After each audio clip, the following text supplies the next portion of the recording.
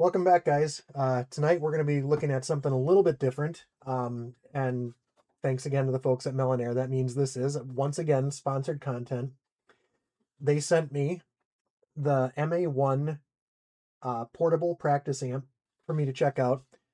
One note, I did already open this so I could charge it up so we'd have not to worry about that when doing the demo. But I do like to unbox these things on camera so you can see how they do come and what you'll expect to see when you get them. You have your manual, which is pretty straightforward. The amp is pretty easy to use. Charging cable, but if you happen to lose this, it is a straight-on USB-C charging cable like most of your other devices use. So you can use it with pretty much anything that'll charge a USB device. And then the amp itself, secured in a little bit of bubble wrap. And I'm going to set this off to the side so it's out of our way here. I will be demoing the amp, but I'm going to kind of go over the controls with you on camera so I can kind of show you what I'm doing, and then I'm going to do my best to get it on camera and do it a couple different ways. When I did get a chance to do this, this has already been, there's multiple channels that have reviews of this up, so I was trying to figure out a different way to do this and couldn't really come up with something. So what we're going to do is an honest review and use it the way that I plan on using it, and also maybe a couple of suggestions on ways that this could be used. This is like I said, the Melonare MA-1. It is a 10-watt amplifier, two 1 3/4 inch speakers in there. It is rechargeable in about 3 hours. It'll last 7 hours charge time. You can use it as just a Bluetooth speaker. It has built-in Bluetooth. You can use it with any instrument. You could even plug something like the Pocket Master into it if you wanted to have more effects than what this has on board. But what this will allow you to do, there's no apps necessary. You don't have to get your phone out. You don't have to hook up a computer to use it. You plug in your instrument, you turn it on, and you set your settings and go. Now, the closest thing I could compare that to is probably the Honeytone that I've got back there. However, that is less watts, does not have as many built-in features, and it is not rechargeable. You either have to run it off a power supply or off a 9-volt battery, which is convenient in its own right. But this has way better sound than it has any reason to for its size, and you'll get to hear that in a little bit. What I'm going to do to test it, I'm going to it's going to be like a Melonare reunion here. I'm going to be testing it. I'm going to mic it up using a SM57 clone, using the Melonare MX-1 adapters into my audio interface, so that you can hear pretty much what the room noise, what it sounds like in room. And then I'm also going to use the headphone out port to go directly into my audio interface so you can hear what you would hear using it with headphones. So some of the cool features of this, you have a clean channel and overdrive built in, just a quick push button, and we'll get to hear those. You have gain and tone, pretty standard. The magic button's the one on the end. This has reverb built into it, and it's actually not bad reverb at all. Just you turn, it's an infinite turning button. When it's turned on, I'll show you how you know when it's all the way up, or hopefully you can hear when it's all the way up. So to turn it on, it's just as easy. You click the volume button. You can see that the red light comes on. We'll turn it up about halfway. The other cool feature that this has, well, let me hold up on that. So just turning the reverb, you hear that little beep? That means it's all the way up.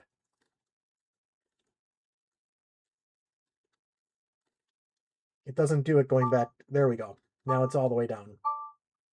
So you can go, it's quite a few turns to get all the way up. So there's a pretty wide range. So I'm going to turn it down all the way before we plug anything in. But it also has, they're calling it a metronome, but it's basically a drum machine with 30 beats in here. It includes tap tempo, and I'll show you how to set that. So to turn the drum machine on, you just press this button once.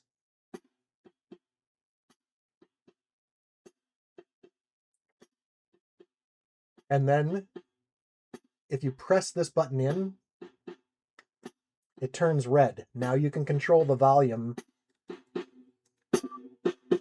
of the drum. You heard that beep. This is as loud as it gets. So we'll turn it down a little bit. if you click this button while it's red, sorry, if you hold it, it turns it off. I screwed that up. We'll turn it back on. There's the drum machine. Click it once more like that. Now if we click it once more and it's green, you can change the beat. That's really loud, sorry.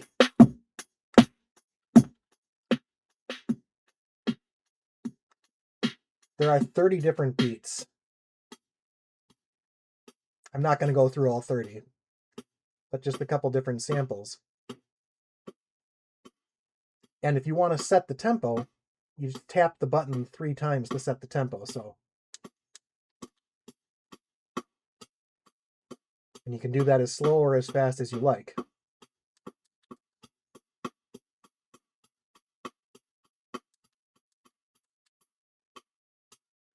So that's pretty cool.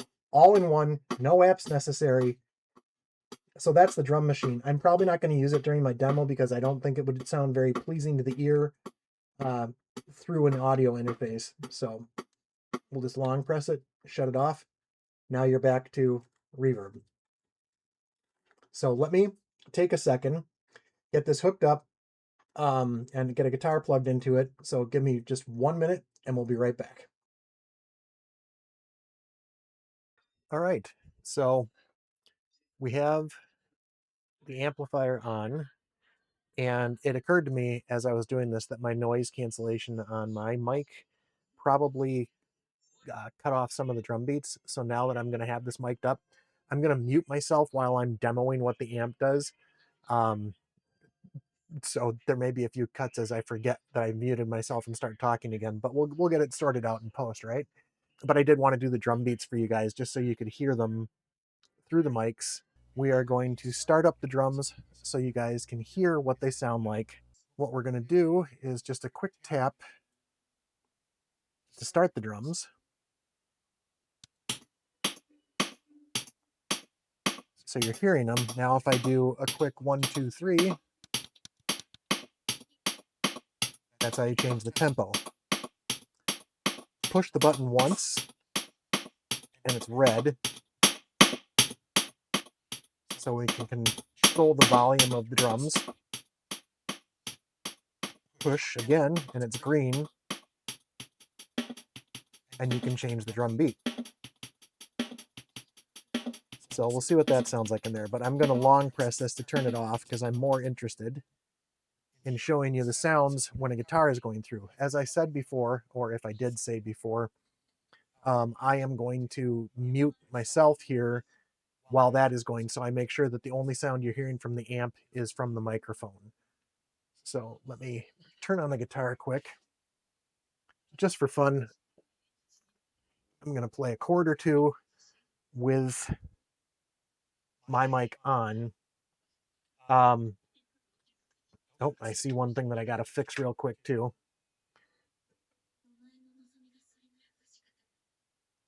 We'll go through each of the settings from all the way down to all the way up just so you can hear what it's doing. The volume is kind of where I had it set because in room it's fairly loud.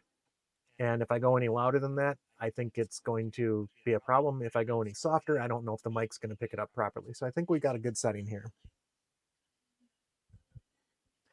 This should be on the clean tone. And let's make sure I've got the reverb turned all the way down.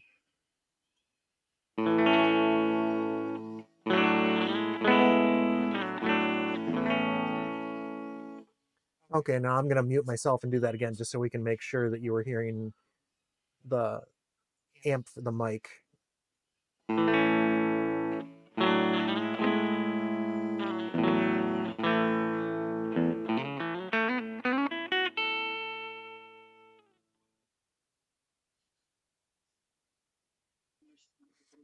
Okay, so that's about where I've got it dialed in pretty clean.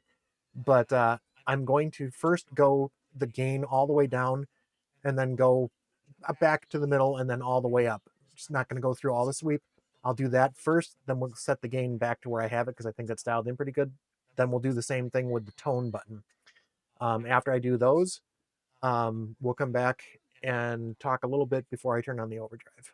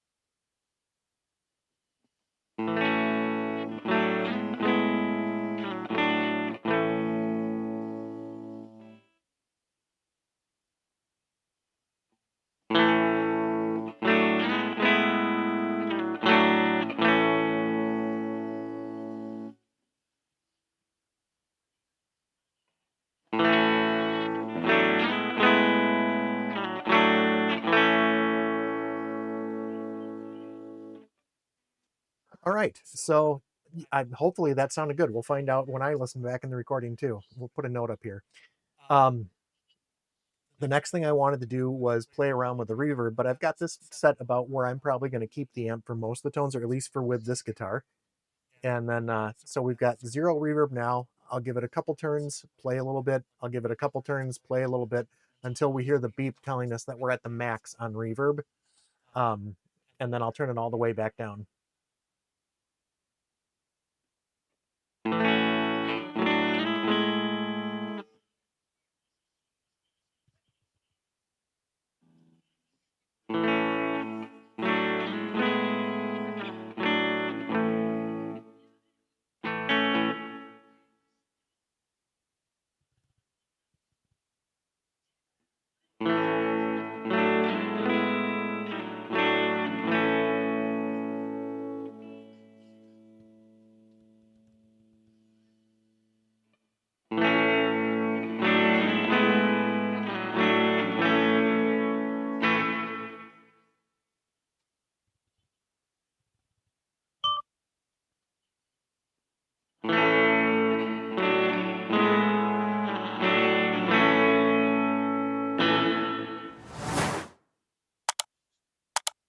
Okay, so is that the best reverb in the world?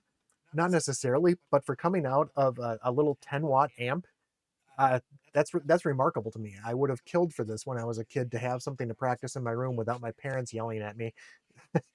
So I'm going to turn this all the way down real quick.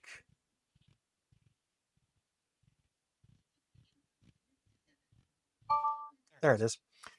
And I am going to shut myself off and turn on the overdrive. A little bit of a hum. I don't know if that's coming through. And I'll do the same thing on the overdrive. I'm going to play it right at the setting. Then I'm going to go with the gain all the way down and up a couple times. Same thing with the tone, so you can hear the difference for the overdrive sounds.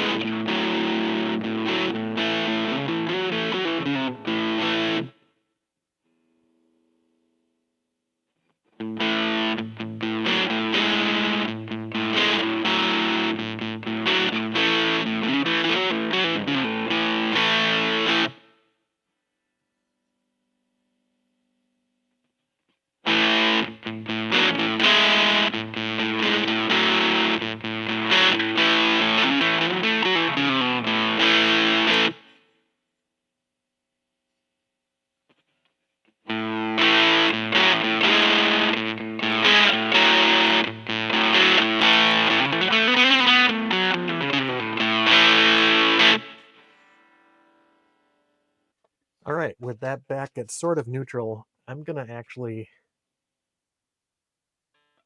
All right, that's a good sound that I want to use for when we demo the final part of this, which is the Bluetooth connectivity. So I did say there was no app needed, and you could use this with the drum machine as is with no app needed. The only thing you would need to do if you want to play against backing track is either have something that you can plug into the auxiliary input on the back of the device, or you can connect to the amp via Bluetooth pretty simply. And so I'm going to connect to it right now. Because it is on, it should be showing up as available devices MA-1. Yeah, it didn't focus really well for you guys to see. So I'm going to compare to it. It asks me, do I want to pair? Yes, I do. And then you hear the little tone. That means that it's paired up. So what I'm going to do is find myself a backing track. I'll start the backing track. I will turn my mic off, and we'll jam for a little bit against this and see how it sounds on the mic. And then I'm going to repeat the jam connected through the audio interface, for which I won't have to mute myself. All right, 1 second. Let me find... All right. Oh, one other thing I forgot to mention. The volume for the backing track is controlled by your device, not on the amp itself.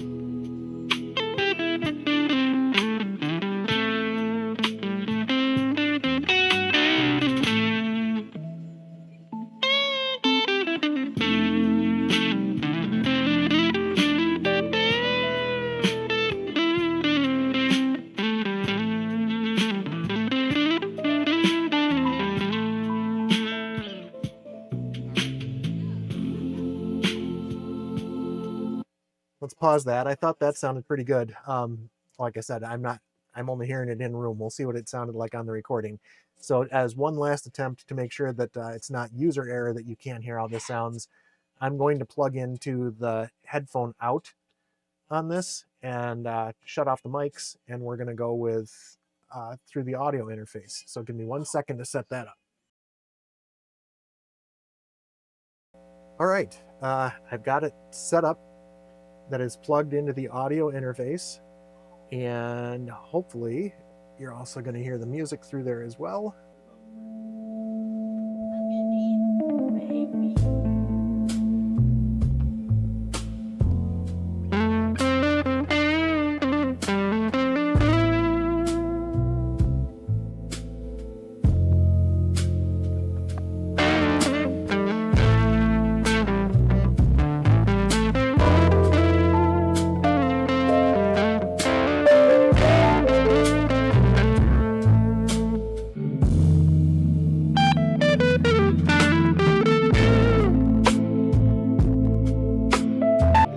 Sorry about that.